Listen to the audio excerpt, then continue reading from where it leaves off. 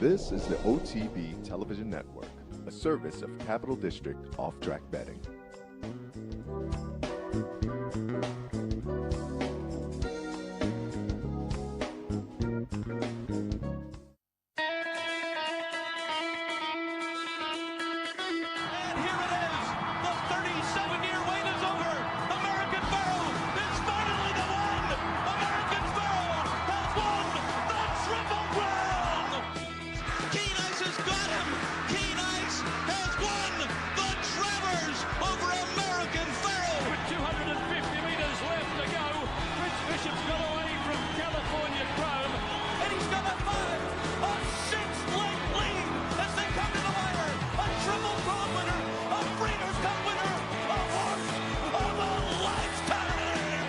Broadcasting live from the Capital OTB studios, this is Racing Across America with Seth Merrow.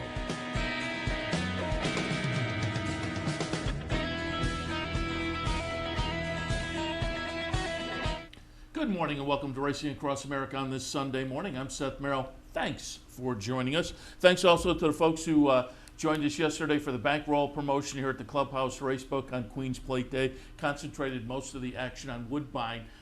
Everybody walked away with a little bit of money, hit a little something early on. But boy, we were alive. The early pick four, we were alive to 5 horses. Well, 4 of them for the pick 4 and 1 of them for a pick 3, kind of a backup. Just could not get through that leg. And the horse, so we didn't have the horse that won the final leg. The horse that ran second was a $675 pick 4 ticket for the group, and just 5 horses and couldn't get past. We had backed up though with that horse that won going into a favorite in the next race with a double. The favorite gets all bollocksed up in traffic and runs second, so we missed there. We had tickets that were live and were good, and we're going to work out nicely for the bankroll. And Woodbine yesterday just had some kind of screwy results, including, we'll look in a minute at the Queen's Plate as well. The late pick 4 and pick 5 were very tough to hit. Took a couple of little swings at Kentucky Downs, and the Kentucky Downs meet I have found very difficult, but the stakes races yesterday, and we'll take a look at those as well in a moment, were kind of formful. All the horses that won were squarely in my mix, so maybe I should have gone over and taken a look at that, although it didn't, the payoff wasn't off the charts or anything. But again, as I say, a little more formful on the stakes action yesterday in Kentucky Downs than it has been for me over the first few days of the meet. And speaking of Kentucky Downs, they have postponed today's card. If you were watching yesterday, the last 5-6 races maybe, you could see the rain coming down. They were supposed to have, I think, a little more rain today. So they took today's card and postponed it until Tuesday, but left it intact. So if you printed up the PPs, I think the PPs are all still going to be good to go on Tuesday.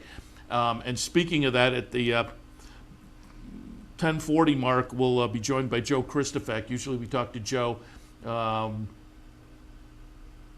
about Churchill Downs, paddock commentator at Churchill, but I know he's been handicapping for Kentucky Downs during their meet, so I thought the more the merrier, the more brain power on Kentucky Downs, the better, because again, it is very tough. You get big, full, competitive fields. They're coming in from all over because of the money that is offered. A lot of folks that have dirt horses say, I'll try the turf for $100,000 for an allowance event or a maiden event. So it's been tough, and as I say, the more the merrier as far as the meeting of the minds. And so I reached out to Joe early yesterday and said, hey, you want to come out and take a look at some of the Sunday races at Kentucky Downs? He said, sure. And then they came out with that announcement at the end of the day, and I got back in touch with Joe and said, why don't we just continue on? We'll handicap the races. It's just we're looking now at races that'll be Tuesday instead of this afternoon. So again, Kentucky Downs, if you're enjoying playing that, today's card has been moved intact to Tuesday, but we'll talk to Joe a little bit later about that. Prior to that, we're going to do a little handicapping. Today's racing action, there's no racing in New York, there's no racing in Southern California, so a little bit of a different schedule anyway, but without Kentucky Downs in the mix, we pulled Will Rogers in, but we also have Woodbine, Monmouth, and Gulfstream Park. And for my handicapping segment, I took a look at the early pick 5 today at Woodbine. So that'll come up in the next segment. We'll start things out as usual with some stakes recaps. I say as usual. This is the first time we're back in the studio for a Racing Across America on a Sunday since the Saratoga meet started. So we're just kind of kicking back into our usual Sunday schedule. But again, before I move on, thanks to the folks who popped into the racebook yesterday for the bankroll event. Nice little crowd yesterday. Had some folks come up and introduce themselves, say hello, or some regulars who came over and commented on handicapping during the afternoon. It was a fun day down here at the Clubhouse Racebook. And speaking of that, today's the first day of the return of NFL Sunday here at the Clubhouse Racebook. You can come down, you can watch all the racing action, all the football action, put your name on the squares. So at the quarter, the half, and the final scores, you have a chance to win some prizes. Always a lot of fun here at the Clubhouse Racebook during the NFL season, which is underway. And our first NFL Sunday of the season today, this afternoon. Stop on down, Clubhouse Racebook, 711 Central Avenue in Albany. All right, let's take a look at some of that stakes action as promised. And let's start out, as I said yesterday, we're kind of concentrating with the bankroll a little bit on Woodbine, which, again, we came close. Later in the day, it became a little more difficult because it was, you look at the late pick 5, and you can see that folks were struggling a little bit coming up with some of the winners later in the day. And one of the races where that played out was the Queen's Plate. Favorite in the Queen's Plate was number 10, Curlin's Voyage. Went off at 5-2. Clayton, Curlin's Voyage, number 10. Clayton, the number 12. Wound up running third, second choice. Those were two logicals. This actually played out a little bit like the Kentucky Derby. Mighty Heart took the lead, got to the top of the stretch, and just pulled away. And the fractions were reasonable. 23 and change, 47 and change, 112 and change, 137 and change for the mile, 201, just under 202 for the mile and a quarter, but that is Mighty Heart getting it done, the number 13. Belichick, the number 3, runs second. Clayton, as I say, second choice, runs third. Tecumseh's War, 14, fourth, and the favorite, number 10, Curlin's Voyage, runs fifth.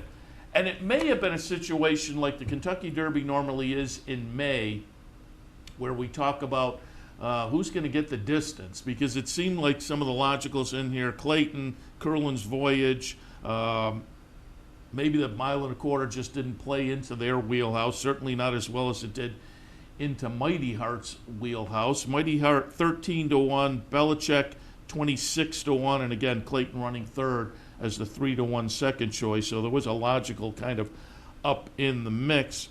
But it was Josie Carroll, and interestingly, you don't normally see this kind of other situation, but we talk about it all the time. A trainer has a favorite, and then the other horse gets it done. Well, Josie Carroll had Curlin's Voyage. Again, the 5-2 favorite who wound up fifth. But not only does the other get it done, the other comes in underneath in the exacta. It was a Josie Carroll exacta without her favorite, her trainee, the favorite, Curlin's Voyage. Mighty Heart 13-1, Belichick 26-1. They complete for $1 a $365 exacta for $1. So clearly you were well over $700 for a $2 exacta, going with the other Josie Carrolls. Fukumoto was the winning jockey. This was his first Queen's Plate mount. And if you were watching yesterday on Racing Across America, we were joined by Ron Gierkink, a friend from Woodbine, covering Woodbine for the Daily Racing Forum, and we were talking a little bit about the human side of things at this meet. And he specifically mentioned Fukumoto, who the last couple of seasons as we've been up there, that one in Kimura, coming over from, I think they're both from Japan, I believe, but the past couple of seasons they have been apprentices up there and going well. And now they're both journeymen and going well. And Ron yesterday specifically mentioned Fukumoto has having a very good season and being a jockey to watch. And a few hours later, gets his first Queen's Plate mount and his first Queen's Plate win aboard Mighty Heart. Mighty Heart only one eye, only needed one yesterday to get it done. The chart margin was 7.5. That was a pretty convincing victory. Belichick was clear by over 2 lengths from the third place finisher. Then they were a little more jammed up in the second, or in the third, fourth, and fifth spots. But again, boy, it was tough to pull the trigger on Mighty Heart. 4 starts so far in the career for Josie Carroll. Started the career in February down at the fairgrounds. Followed that up and ran 4th. Followed that up with an 11th place finish in a field of 14, but was placed 10th through disqualification. And then in the 3rd career start, moved back up to Woodbine and broke the maiden on the synthetic, so appreciated the return north of the border, and then followed it up last time in an allowance event running 3rd. So 1 win in 4 career starts. Boy, it was tough to pull the trigger. And also, the race 2 back showed a little speed. Wasn't in front, but showed some speed. So the front running victory yesterday was a little bit of a change in tactics, but does get it done, and convincingly again with the chart margin. Seemed to appreciate the 1.25 miles. And both Fukumoto said, I thought I was going kind of fast. And trainer Josie Carroll was quoted after the race as saying, boy, I was looking at the fractions and it seemed to be fast. I was watching the fractions and thinking 23 and change, 47 and change, 112 and change. I thought, this horse may be tough at the top of the stretch, and that's exactly the way it worked out. So Mighty Heart, with 1 eye, lives up to his name and gets it done in the Queen's Plate. First leg of the Canadian Triple Crown this year. As like our Triple Crown, things are juggled up a little bit. Ford Area and the Prince of Wales, and then the Breeder Stakes back at Woodbine will complete that. We'll see if Mighty Heart will make the attempt at that Canadian Triple Crown. The quotes I read last night from Josie Carroll and whatnot didn't make clear whether that was going to be the game plan to move on in that direction. But we will see. We will know sooner rather than later. I would think that question will at least be addressed over the next couple of days for the Queen's Plate runner. Missed being up there this year. It's always fun. They treat us very well. We've gone, the past 4 or 5 years probably to the Queen's Plate. And then typically also in another week we would be headed up for the Woodbine Mile. But we're going to miss, obviously, with the situation, both of those trips this year, unfortunately. But it was still fun to watch from afar. No fans on track, but it was a nice race, and congratulations to Josie Carroll. We typically interview her when we're up there. She's always fun to talk to, and as I say, the other Josie Carroll exacta, if you jumped on board that kind of side angle, you wound up getting paid off nicely in the Queen's Plate. 1 race earlier, it was the Canadian. We'll watch the stretch drive there. Yet another upset. As I say, the latter portion of the card featured that. Cambier Park went out for Chad Brown off the layoff. And you heard when I talked to Ron yesterday, he said, you know what, facing Older for the first time and off the layoff, Cambier Park, you can see in the OXO red and white here on the rail, had the lead and is well clear of the rest of the field except for number 4, Ride for the Cause. That one not only gets by Cambier Park, but wins pretty convincingly. Chart margin of 4 lengths at 22-1. Goes out for trainer Gail Cox under jockey David Moran. And again, convincing. 22-1 with the rank outsider, longest price on the board. There was another 22-1 shot, but between the two, Ride for the Cause was the longest shot. There was a 30-1 shot that ran third, excuse me. So the second longest shot on the board. Cambier Park does hold on for a clear second in there. In the first start of the season for Chad Brown, we'll see where they go with that. When it was, given the situation, it was an okay effort, but it was certainly a impressive effort for Ride for the Cause. That one, again, another one that would have been a little tough to pull the trigger. Won a optional claimer last time in the second start back at Woodbine. Had a couple of races this season already down at Gulfstream. They weren't much. Came up to Woodbine, ran 4th in June, and then won a race on August 1st. So maybe you could have made the case, it seems to be maybe rounding into some decent form. Certainly appreciates Woodbine with 3 wins in 4 starts there. But if you're looking at the numbers were a little light as compared to this field, but does get it done. And as I say, gets it done for trainer Gail Cox, who I guess now we have to look at Gail Cox as a little bit of a potential upsetter on some of these stakes days, because if you remember when we were up there last year for the Woodbine Mile, Gail Cox got it done with El Tormenta at, I wrote it down, yeah, $91.40, finishing over Got Stormy in the Woodbine Mile last year. So Gail Cox, $91 last fall in the Woodbine Mile, and yesterday, $47.20 in the Canadian on the undercard of Queen's Plate Day. So as I say, Gail Cox,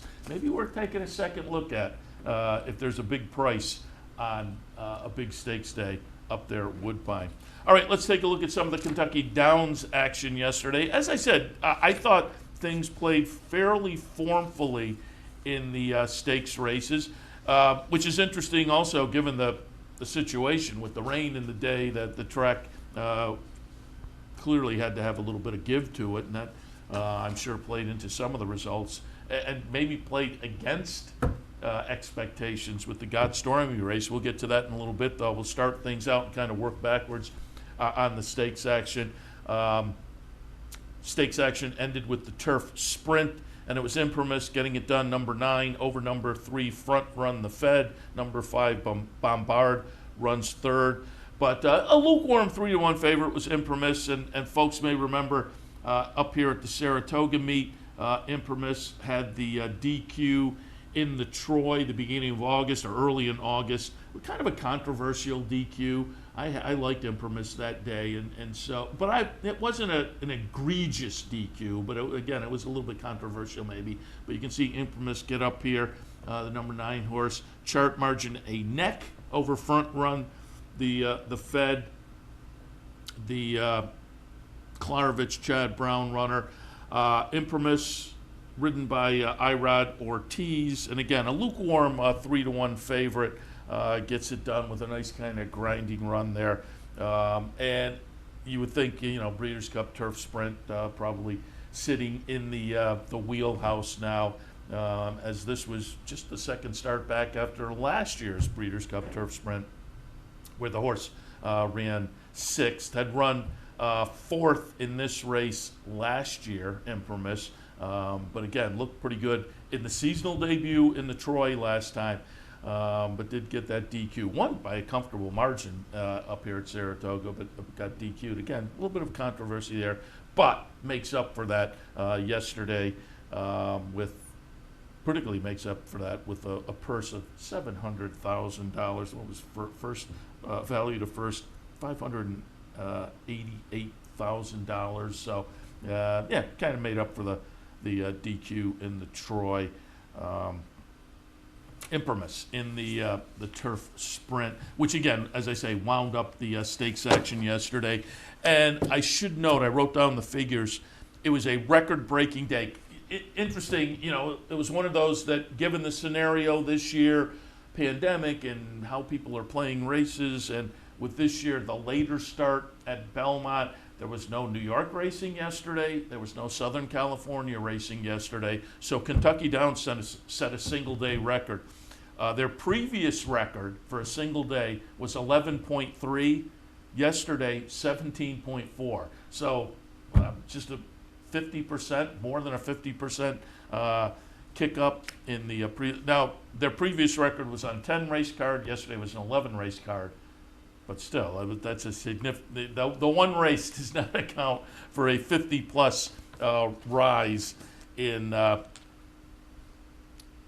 handle. So it was a good day for Kentucky Downs yesterday, and congratulations to them on.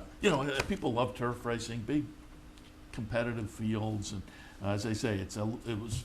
Until yesterday's stakes action, it had been a little tough for me to jump in with much confidence. But again, it played out fairly logically yesterday, and I kicked myself after the Kentucky Turf Cup because I've liked Arklow throughout the career, and I put him underneath. Arklow is going to win. I went with Zulu Alpha on top, and I debated. I went back and forth, and eventually put Zulu Alpha over Arklow. But Arklow, the number 5 horse, will get it done here at 5-1. Red Knight second, Zulu Alpha, the number 10 runs third, Eon's fourth. Zulu Alpha went off as the 4-5 favorite. But again, Arklow, a horse I've liked throughout the career, 5-1. You got a great price on Arklow for trainer Brad Cox. They put the blinkers on yesterday. Brad Cox out of the race said, "Yeah, we won't be taking those off anytime soon." It just looked good. You could kind of see the rain in front of the camera there. That was kind of the situation, as I say, maybe the last 4 or 5 races of the card. So a little bit of giving the ground. What are they? They're listing it as soft on the chart, weather showery and soft. So Arklow seemed to like the going, added the blinkers yesterday. And Arklow versus Zulu Alpha, one of the follow-up articles I read, said they have faced each other 10 times and evened it up yesterday 5-5 as far as who has finished in front of the other. Not necessarily winning, but finishing in front of the other. It's just in this day and age to have a couple of horses square off at the top end of the game 10 times like that is kind of interesting. And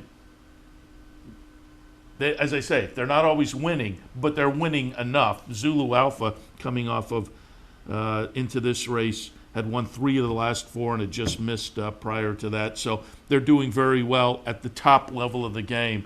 And as I say, to match up 10 times like that, finish in front of each other, split it up 5-5, kind of interesting there as well. Brad Cox, trainer of Arklow, nice little last 9 days, 4 graded stakes in the last 9 days. This race yesterday, the Kentucky Turf Cup, worth $1 million, and a few days back, the Kentucky Oaks with She Dares the Devil. So a nice little stretch for trainer Brad Cox. We always root for. He's always very accommodating to us. Normally we'll swing him in up at Saratoga, but obviously with the situation this year, didn't get a chance to do that. I don't think he was in Saratoga at all this year that I know. Maybe there was a period where Brad came in and popped out, but again, didn't get a chance to get to him up there. But we will check in sooner rather than later, sometime here via phone or Zoom, as it were, with Brad. But again, he had a good little stretch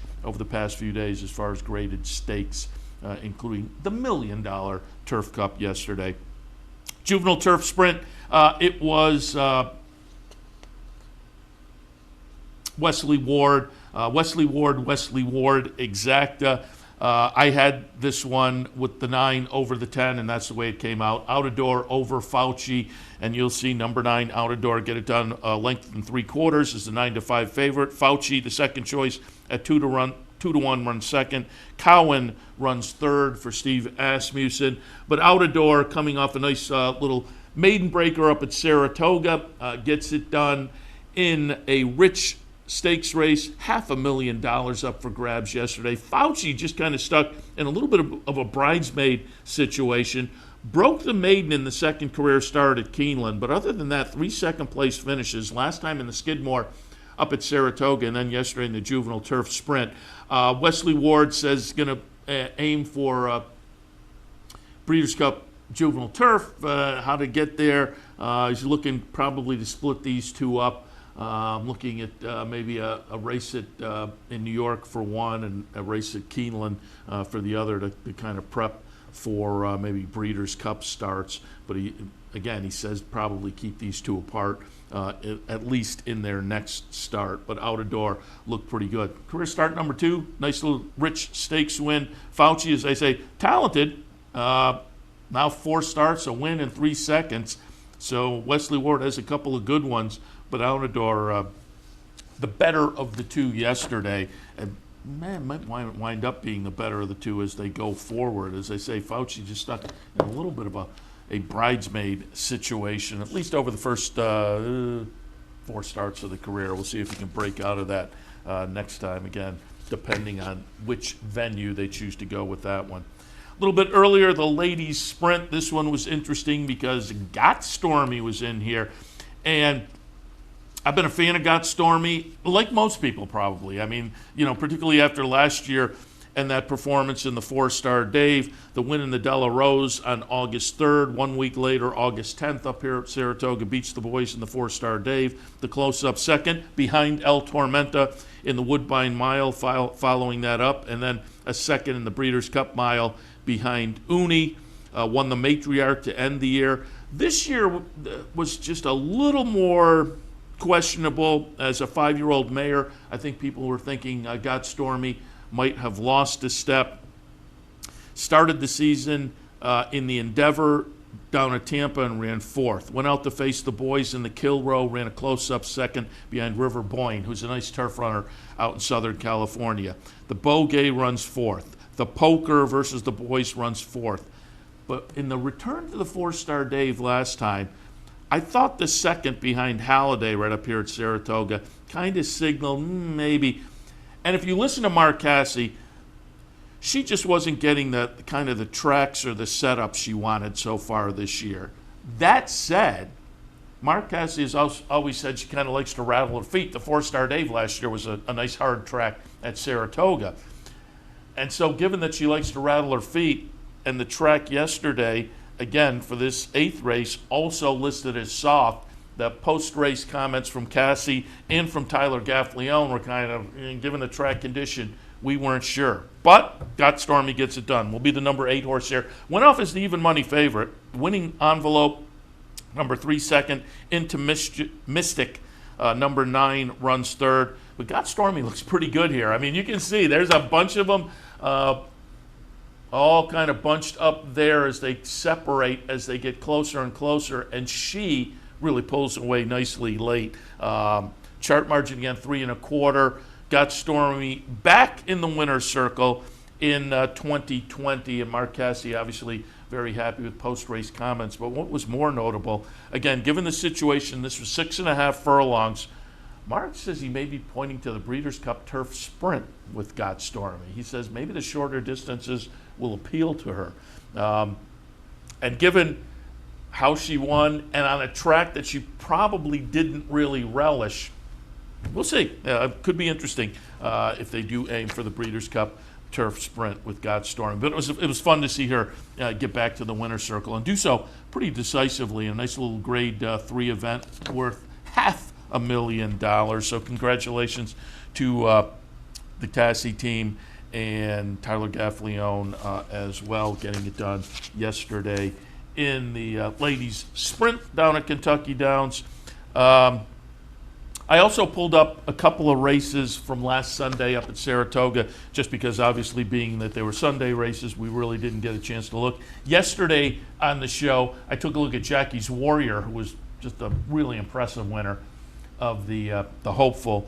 But we'll take a look at 2 of the races from Sunday, the Honorable Miss, and this is tough for me to look at again because I had played the Sunday contest last week, and I had a couple of doubles that would have moved me up the leaderboard significantly with the horses that ran 2nd and 3rd in here. But it's going to be number 1, Come Dancing, getting back in the winner's circle in 2020 for Carlos Martin. Went off as a 6-5 favorite. I was maybe a little surprised there. Ladies Island for the Matisse Racing clan runs 2nd, and as I say, I used that one in the double. That's the 7 horse who was going to get it done for me. No, until Come Dancing breaks through. I had also used Blamed in my mix. She runs 3rd, but Come Dancing under Irod Ortiz gets it done for Carlos Martin, as I say, to kind of get back on track after a fabulous season last year. Where really the only blemish on the record was the Breeders' Cup Filly and Mare Sprint. Other than that, she had a fabulous season, but came back this year, and they debuted down in the Apple Blossom and just didn't show much there. Had a little oomph in the Vagrancy 2 back down at Belmont, and the Ballerina winds up running 4th behind Serengeti Empress and Bellafina, but gets back on track last Sunday in the Honorable Miss with a nice win. As I say, I thought the 2 horses I was using in that contest were going to get up there, but then she comes and breaks through for her seasonal win, Come Dancing. And subsequently, Carlos Martin has said, potentially, I think the Gallant Bloom was on the schedule, potentially.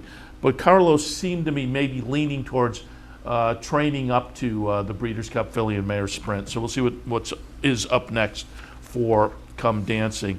And finally, just wanted to look at the spin away again. We looked yesterday at Jackie's Warrior and the Hopeful. But in the spin away the day before for the 2-year-old fillies, Vequist gets it done off a near miss in the first start of the career down at Parks, and Butch Reed was in the winner's circle afterwards, and yeah, he was kind of surprised. I think he thought this was a tough ask for a horse that was still a maiden to come up, try a grade 1 at Saratoga. But then I think he was very surprised by chart margin 9.5 lengths. A daughter of Nyquist, second career start. Again, in the near miss in the career debut, the number fired was okay. It was a 72.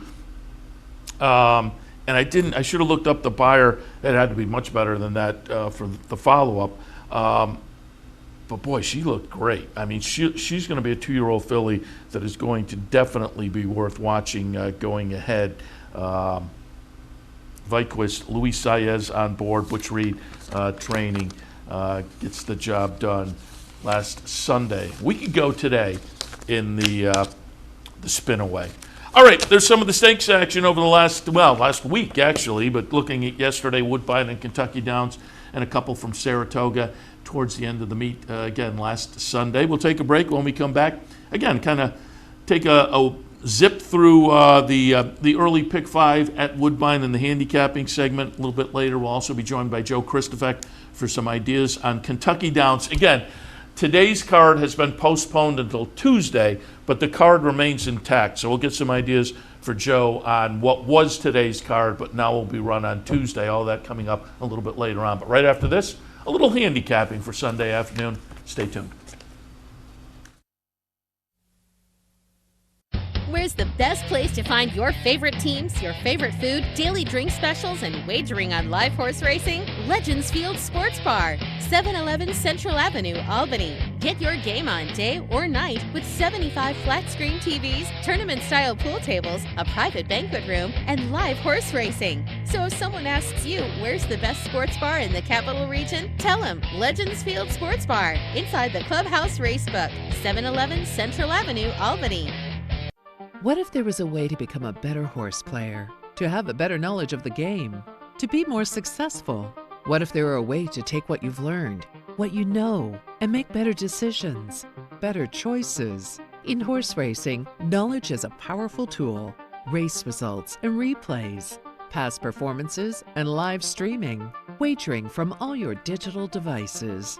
Capital OTB. Become a better horse player. Birdstone is an outside front. They're coming down to the finish. Can Smarty Jones hold on? Here comes Birdstone. Birdstone surges past. Birdstone wins the Belmont Stakes. In front, but here comes High Chaparral. High Chaparral, the defending champ, to take it to Bob. These two arch rivals head to head with Joe Hart bearing down on them. It's going to be a 3-horse photo finish in the turn. Here's the wire. Photo finish. Welcome back to Racing Across America. Let's take a look at some of the action. And again, we are today looking at Woodbine, Monmouth, Gulfstream later this afternoon. And Will Rogers Downs comes into the mix as well. No Southern California, obviously, or no New York, just because of the situation with the calendar. And again, Kentucky Downs postponed today's card until Tuesday, so a little bit different. So I looked at Woodbine for this afternoon in the handicapping segment, that early pick 5. Don't forget, with the 20-cent increment, you can put an interesting ticket together. And if a clever horse or two get in there, it still pays decently. The second at Woodbine, maiden optional claimer, 5 furlongs. I have it 1, 2, 4, and 5 for my LB on top. 7-5 morning line favorite. Tried a stakes race last time, ran second. Comes off a couple of second place finishes, but moves back to the more proper maiden optional claiming level. Nero Davola also coming off a couple of second place finishes, and fairly similar company. Numbers are a little lighter for my LB, so the 1 is preferable. But this one is maybe on the improve a little bit. Silent Name, good sire up there at Woodbine of some runners, and so with Stein on board, leading jock, and Silent Name on top, Livin' on Love in the mix. And Rose's Soul was interesting to me. Nice little workout since the debut effort, which was in Maiden Special Company. I wouldn't be shocked if this horse moved forward a little bit in the next start. So, again, for me, 1, 2, 4, and 5 in that race 2. Race 3, more maidens. Maiden Specials going a mile on the turf. I have a 2, 7, 4, and 3. Master Spy is interesting. Again, Silent Name is one of those sires. There are some sires that just kind of, you have to parse them out a little bit north of the border, and Silent Name is one of those. There was a sibling called Wild Catamine that won the first 2 starts. Sibling for, again, we're talking Master Spy, the number 2 horse. Another sibling called Cool Catamine. This one was 7th, 3rd, 7th, and then won a couple of starts in the first 5 of the career. But that 5th start was the 2017 Prince of Wales. So there's some talent here for the Mark Casse runner. There's also a little bit of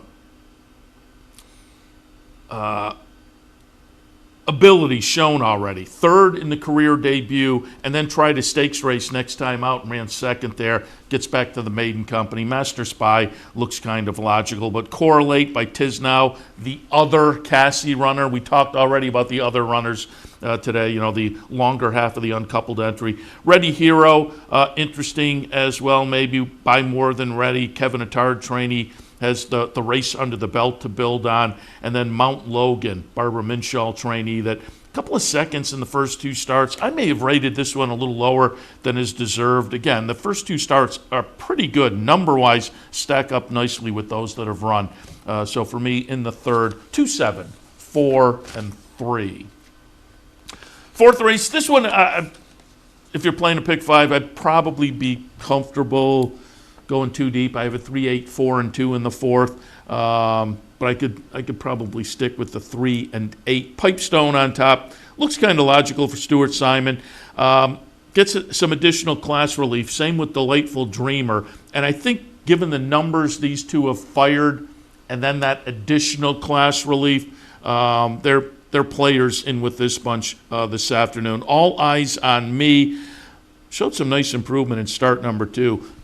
Excuse me, and another one that is getting some additional class relief that may move that one forward. So if you're looking for an alternative, that's a possibility. And Capable was claimed last time off a pretty good effort, but against a little bit lesser. So class-wise, I'm not totally convinced where this one might stack up. The races down at Gulfstream earlier this year against Maiden Special Company, though, were pretty good. I was a little bit, the trainer is not showing any stats. I think Capable, with Fukumoto, who we talked about earlier, could be an interesting player in here. I just wasn't quite sure with the scenario off the claim and class-wise. But again, in the 4th, I'd probably be okay with the 3 and the 8, but I have a 3, 8, 4, and 2. Woodbine's 5th race could be one of the tougher races in this early pick 5 sequence. I went 4, 1, 15, 7, and 6. Again, the 15 isn't also eligible, so I would pull the 6 in if that one doesn't make it in. But the Rain Man goes out off a decent try against Similar last time, dropped down to this level, ran an okay 3rd with a number that's pretty good. There are some back numbers that are pretty good. I'll give this one another shot at this level at a 6-1 morning line price. 2nd slot, we will take a look at Dark Ale. A 2nd last time, a win 2 back, a 3rd in the first start of the season off a long layoff. So this is a horse that just came back from that long layoff, has kind of been bouncing around this kind of a level, and has been doing so competitively. So right back in the mix again today. And then first on the AE list, Silencium. So being first on the list, wouldn't shock me if this one got in. And if this one gets in, could be very dangerous. Given the numbers, the buyers, I think this horse fits squarely in with this crew. So again, Woodbine's 5th, 4, 1, 15, and 7. If that 15 doesn't make it in, take a look at the 6. And finally, to wrap up that early pick 5 in race 6, optional claimer starter allowance, I have it 6, 3, 5, and 7. Lepachka on top. Been facing Similar over the past few starts and doing so pretty convincingly, winning 3 of those last 4, again, against Similar company. So seems like a logical player again today. Black Sea, boy, their back numbers that are pretty good. The seasonal debut did not match up to those. I'm willing to think maybe that's a little fitness builder and maybe we rebound to some better numbers. If so, Black Sea belongs. And then Kids Mischief in the third spot with Hernandez on board for Norm McKnight. Last couple of starts, pretty good. Couldn't leave that one out of the mix. Justin Stein on Colton's Corner, the number 7. I also think could be a player in here. So I'd probably wind things up using all 4. 6-3, 5 and 7 in the 6th. All right, there's a little look at the early pick 5 at Woodbine this afternoon. We'll take a closer look at that race by race as we get to OTB Live on Sunday afternoon in a couple hours. But right now, we'll take a break and shift our attention to what was the Sunday card at Kentucky Downs, but now will be moved to Tuesday. But we'll talk about that right after the break with our friend Joe Kristufek. Stay tuned. No matter where in the world you are, the excitement of wagering on horse racing is just a click away. You'll get live streaming, past performances, race replays, our virtual tote board, analysis and selections from professional handicappers, a simple, safe, and secure wagering platform, and best of all, you get track prices. CapitalOTBBet.com. Bet any place, anytime at CapitalOTBBet.com. And be sure to download our new mobile app from the iTunes Store or Google Play. In a recent study of some of the top online wagering sites, Capital OTB won big in total player rewards, far surpassing some of the best-known wagering sites in America. While other rewards programs simply offer you points redeemable for gift cards, Capital OTB's rebates are paid to you in actual cash. Plus, Capital OTB gives you full and immediate access to your money. So if all you're getting now are points and gift cards, join Capital OTB Player Rewards today and get cash back. Visit CapitalOTBBet.com and sign up today. The New York hero, Tiz the Law, and Manny Franco to win the Belmont Stakes. When New York bred Tiz the Law won the 2020 Belmont Stakes, OTB TV was live with owner Jack Nolan to capture all the excitement. And certainly, seeing what he did today, we think a mile and a quarter is well within his range, and hopefully he can prove it at Saratoga Racecourse. For exclusive interviews and racing information, stay with Capital OTB and OTB TV and win more.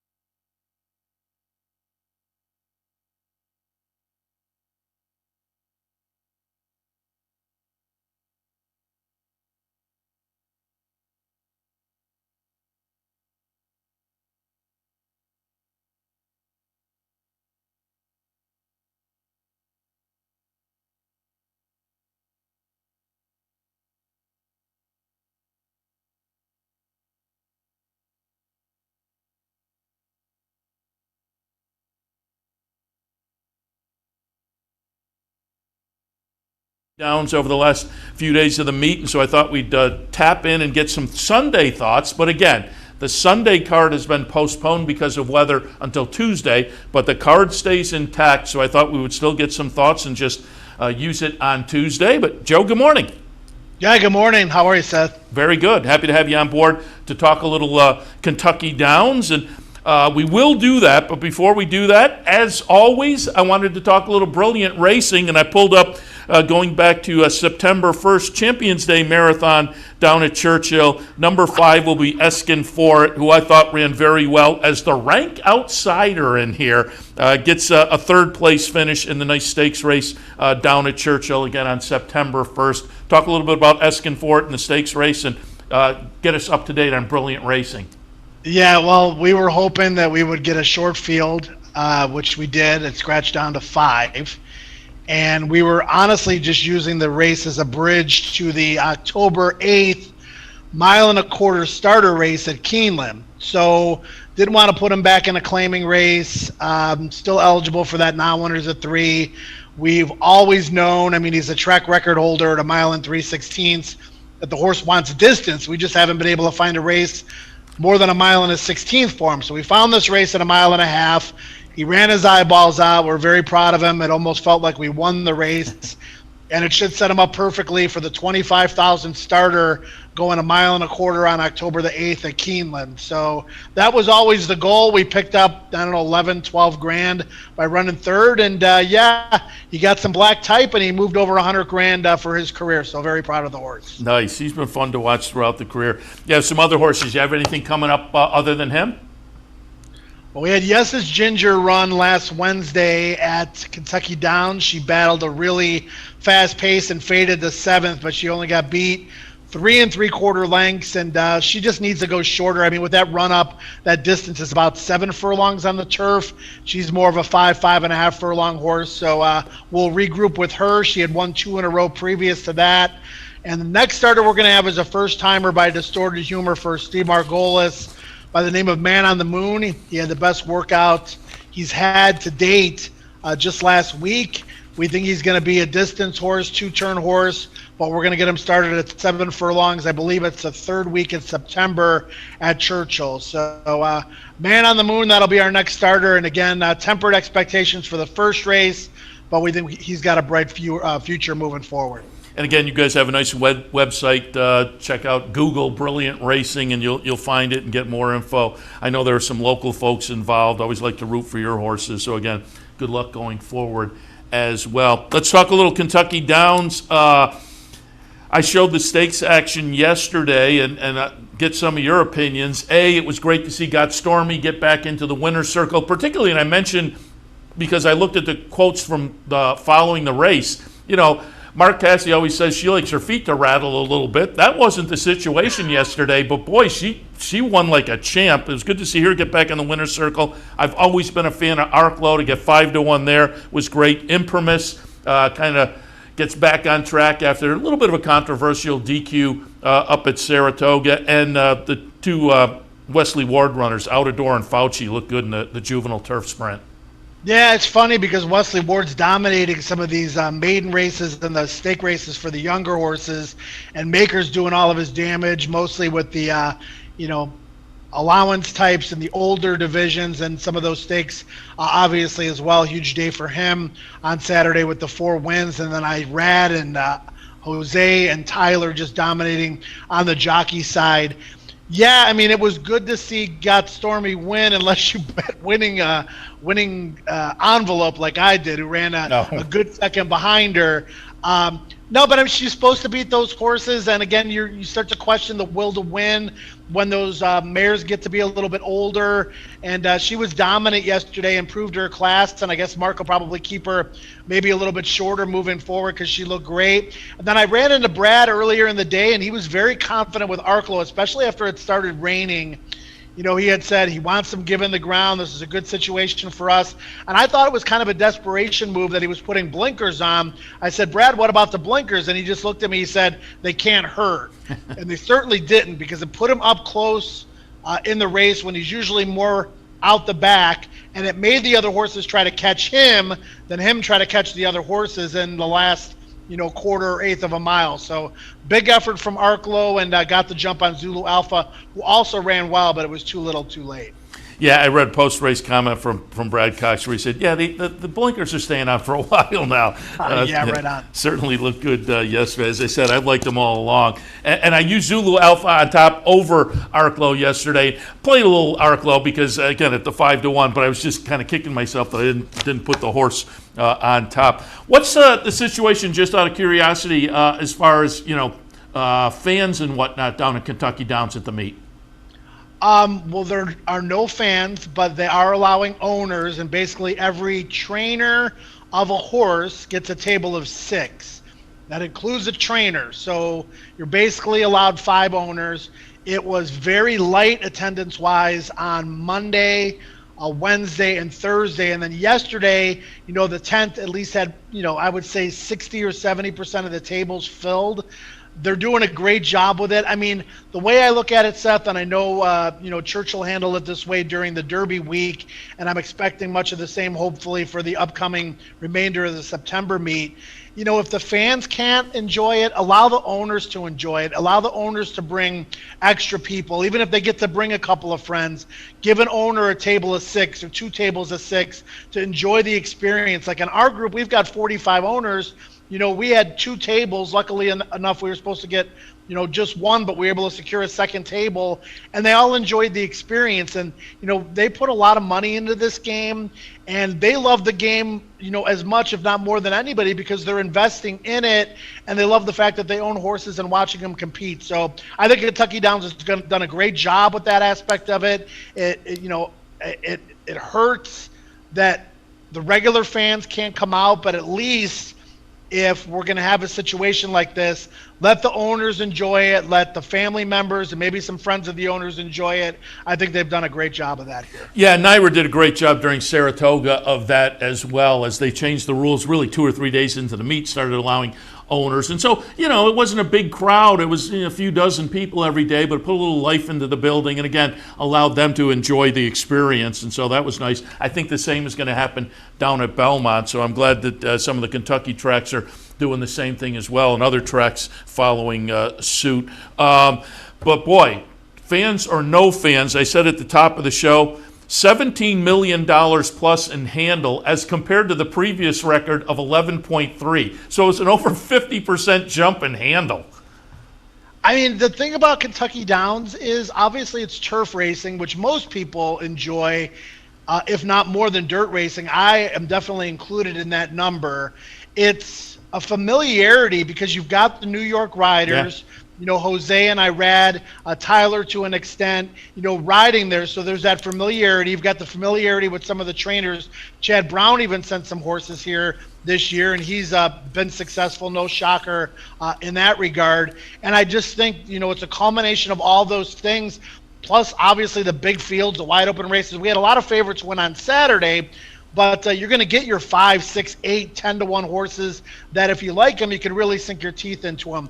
I bet a lot of money this meet. I am sitting there. I can enjoy the races. I'm not working.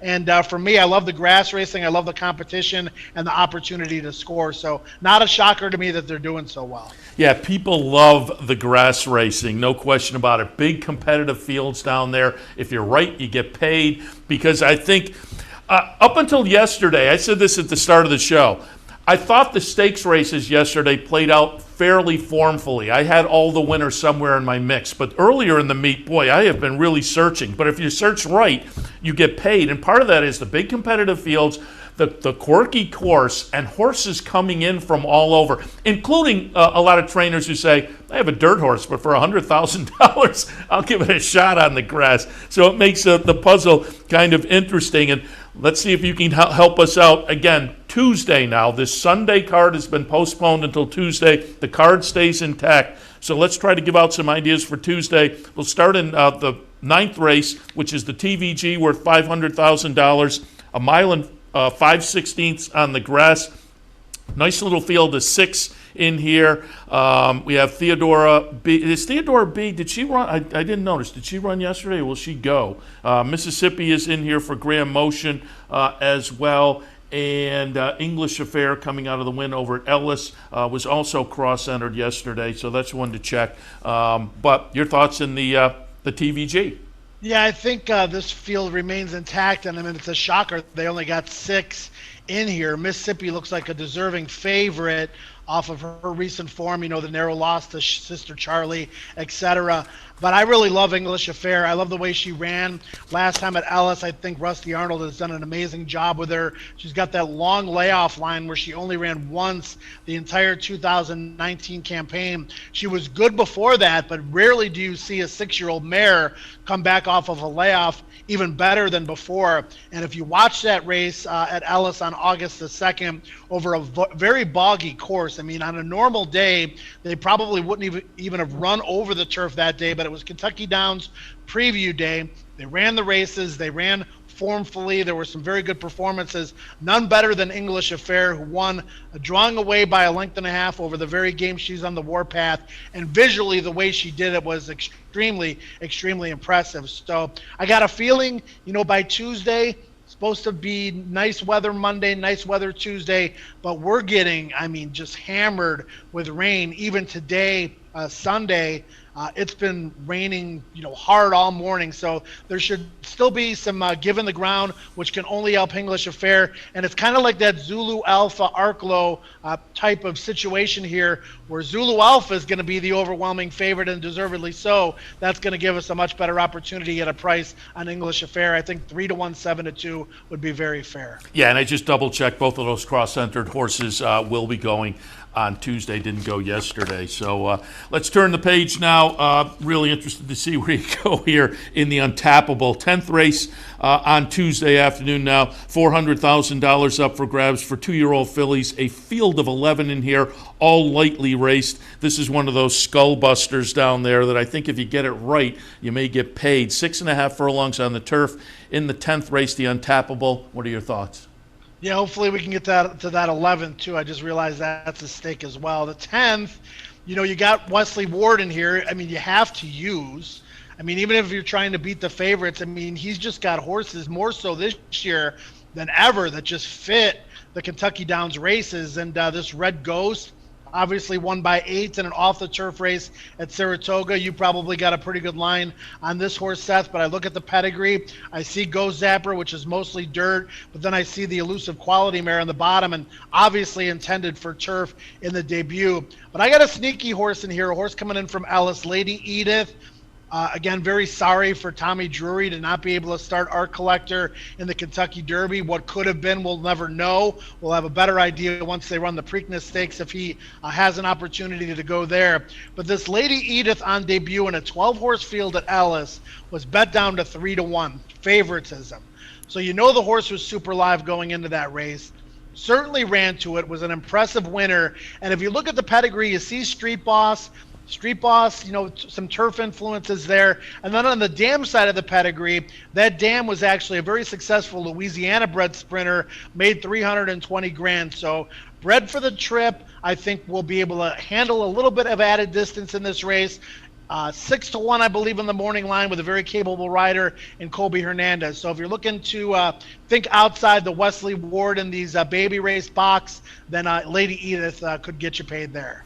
Very good. And yeah, we will take a look at the 11th in Music City. And while you were talking, I since it's called the Music City, I pulled up a map just to verify. What Kentucky Downs, I'm looking at the map, what, 20 miles maybe from Nashville? Well, I don't know how much you can see in the background behind me, but when I come to Kentucky Downs, which has been several years now, I used to do TV work here. I used to do fan development work here, did the morning line here for several years. I always rent an Airbnb in East Nashville, which is roughly about 32 minutes. You jump on the expressway, it's all expressway. It's 1.5 miles from there to Kentucky Downs. So this is one of my favorite 2 weeks of the year. Being able to come to East Nashville, bet the races at Kentucky Downs, and enjoy the days in between. So I suggest that to anybody who's never done it before. Obviously, said times are different now. because of what's going on in the world. But in a normal year, this is a trip, if you're a racing fan, you certainly want to make. Well, let me ask you this. I mean, obviously, paddock commentator down at Fairgrounds, and so you're familiar with New Orleans. Compare the two. I've been to New Orleans. Thoroughly enjoyed that. How does New Orleans compare with Nashville? Yeah, they're 1-1A, man, outside of Chicago. Obviously, is my the entry. Yeah, I mean, because the food, the people, just, the vibe, I guess is the best way to put it. New Orleans is a lot more grimy than Nashville, but, Nashville's got its charm outside of Broadway. I love both cities, honestly. Yeah, nice. All right, let's take a look at the Music City. $400,000 up for grabs for 3-year-old fillies going 6.5 furlongs. Nice full field in here, guaranteed with a also eligible list of 4. Your thoughts on the Music City? Yeah, Byron King does a great job doing the morning line at Kentucky Downs. That's certainly not an easy job. He's had very few misses, and I commend him for that. But there's no way the house horse is going to go off at 8-1. And I'm talking about Finite, owned by Winchell. They broke their maiden at Kentucky Downs in the 3rd career start last year. She was one of the top contenders earlier this spring for the Kentucky Oaks.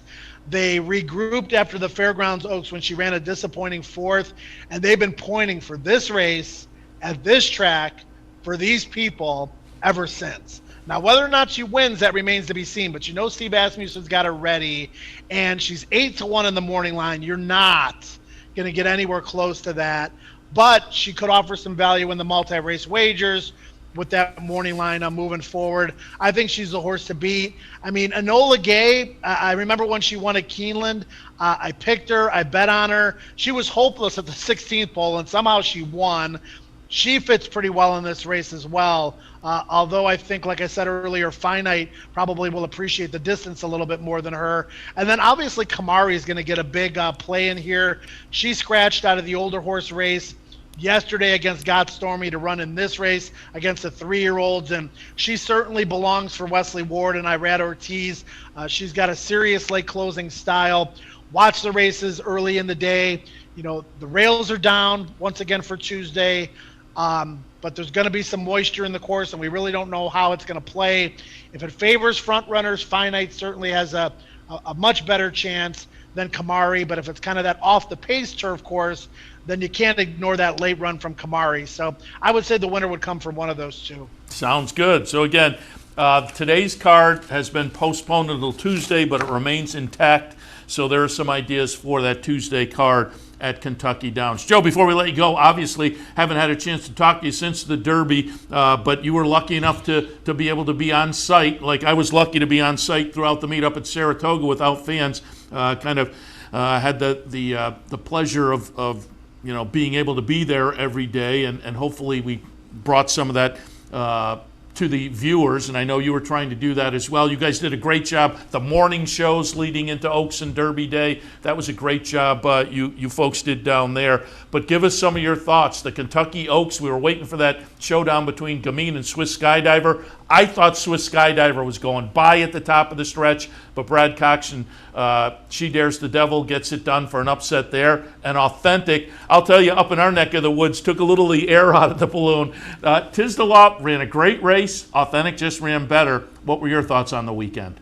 Well, I'll tell you what, starting with the Oaks, I really like She Dares the Devil. I'm kicking myself for not picking her on top. I did pick Swiss Skydiver, who didn't have a great week leading into the Oaks. I mean, she didn't look great on the track after that workout, but she did everything willingly, and a credit to the horse. She's got a huge heart.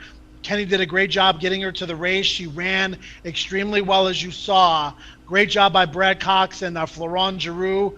The training job with the filly, putting her in races where she could be dominant, and then Florent putting her right on the hip of Gamine, who was never going 9 furlongs. That was one argument that I was right about leading up to the Kentucky Oaks against that field. So the result of that race was not surprising. I just wish I would have taken more advantage of it. And then the Derby, when King Guillermo comes out and then 1,000 Words come out, you almost have to re-handicap the race. And I still thought that Tiz the Law would be able to wear down Authentic, but Authentic, got a very comfortable lead, and all the credit to the horse. He really dug in He won the race. Tiz the Law didn't lose the race. I don't care what anybody says about Tiz the Law not handling the track all that great. Authentic took it to him. Authentic beat him, and I thought it was a pretty good performance. There was a decent amount of people there for Derby, Seth. Not.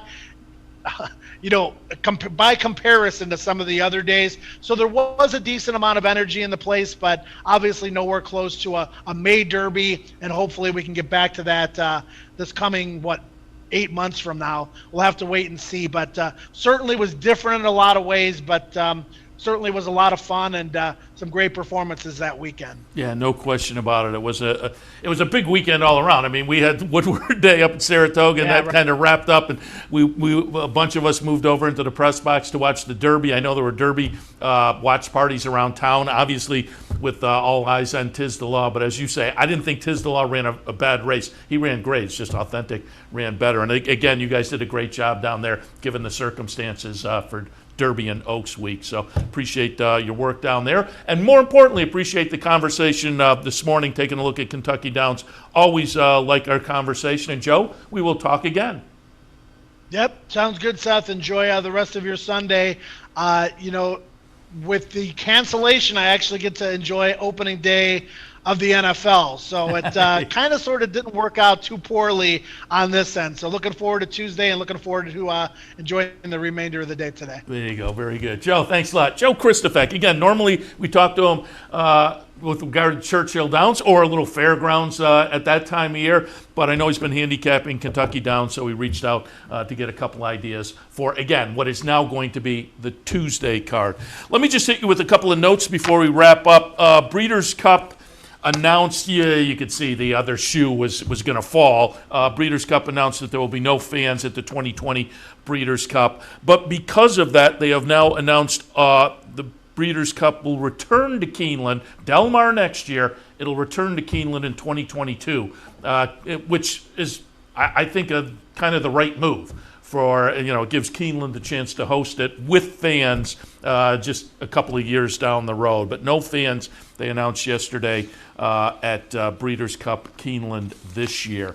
Also, Tiz the Law settled in at Belmont Park. There was a press release sent out by our friend Keith McCalmont from NYRA yesterday. You can go to the NYRA website and click on the news link. And they're still kind of trying to figure out how he came out of the Derby and what's up next. So the Preakness is still under consideration. The other option, obviously, is to train up to the Breeders' Cup. And he does seem to like his races spaced out. So I could see the argument either way there. And also wanted to remind you, we talked a little bit about it last week, but again, a reminder, the National Museum of Racing and Hall of Fame has reopened with their renovation. They have the new film there. The film shows 4 times a day. I think it's 10, 12, 2, and 4. And what they're requesting is you go to the website and pre-buy your time period, which they're selling in 2-hour increments that surround the movie showing. So you can go and enjoy the museum and get a movie showing in. But with a limited number of people, again, they want you to kind of reserve your spot. So if you go to type National Museum of Racing into Google and you'll come to the website and you can reserve a spot. But they're open 9 to 5 every day. So just a reminder, right there on Union Avenue across the street from the track. I haven't been. I got to get up there. It looks like the newly renovated museum is really worth the trip. I will report when I do make my trip, maybe this coming week. We'll see. But just wanted to alert you. They opened about a week or so ago after an extended period of renovation, which I think was going to be done much sooner, except the quarantine period hit, which I think slowed things down, maybe even stopped things for a period. But they did reopen last week. The new film, the renovation, National Museum of Racing and Hall of Fame. Union Avenue in Saratoga, open every day from 9 to 5. Check out the website, as I say, to reserve your spot. All right, don't forget, NFL Sunday today here at the Clubhouse Racebook, 711 Central Avenue in Albany. We'd love to see you down here to watch all the horse racing action, all the NFL action as well. Put your name on a square, and maybe you can win a prize. It's always a lot of fun. NFL Sundays kicking off today at the Clubhouse Racebook, 711 Central Avenue in Albany. Don't forget, if you show up here, just a reminder, masks and social distancing. Once you get your seat, you can take your mask off, but as you walk around, if you go up to a self-serve machine or whatnot, you got to put the mask back on. But same rules that are in place virtually everywhere currently, just to kind of keep us all safe. But you can come down to the race book and, as they say, enjoy racing and football action this afternoon. This afternoon, again, on the racing side of things, Woodbine Monmouth Gulfstream, and a little Will Rogers Downs with the switch up at Kentucky Downs. And again, I've said it about 20 times during the show, but if somebody just tuned in, Kentucky Downs today, because of the weather yesterday, as Joe just said, it is still coming down there. They made the right move. They have postponed today's card until Tuesday, but the card stays intact. So if you printed up your PPs, you should still be good to go on Tuesday for Kentucky Downs, but no Kentucky Downs today. And again, just because of the calendar, no Southern California racing and no New York racing. They don't start up again. Weren't scheduled to start up for a while. Belmont kicks back in this coming Friday. And keep your eyes and ears open. If you're a Northern California fan, Golden Gate has canceled the last few days because of the wildfires out there. The air quality just wasn't good enough. So keep your eyes and ears open for that situation as well. All right, I'm going to wrap it up for this Sunday edition of Racing Across America. Seth Merrow in the studio. Thanks to our guest Joe Kristufek for jumping on this morning. Appreciate that. Thanks to you for tuning in. Be back in now, probably an hour and a half or so for the Sunday afternoon edition of OTB Live. We will see you then.